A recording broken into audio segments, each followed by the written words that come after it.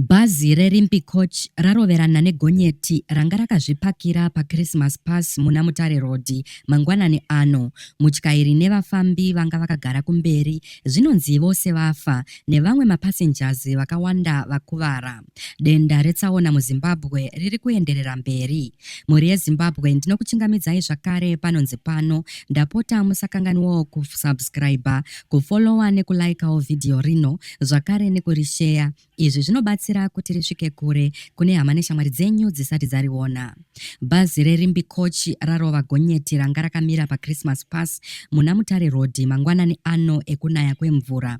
Izvo zvaita kuti pave nekukanganisika kukuru uko kunonzi kwauraya munhu wese anga ari kumberi muGonyeti, kusanganisira mutyairi nevamwe vakati wandei vakuvara mubhazi reRimbi avo vazomhanyiswa kuchipatara.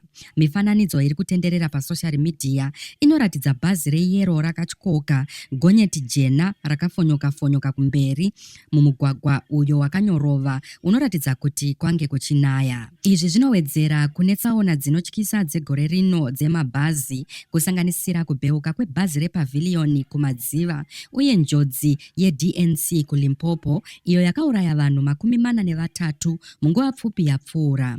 Zororai murugare kune vashayika uye speed recovery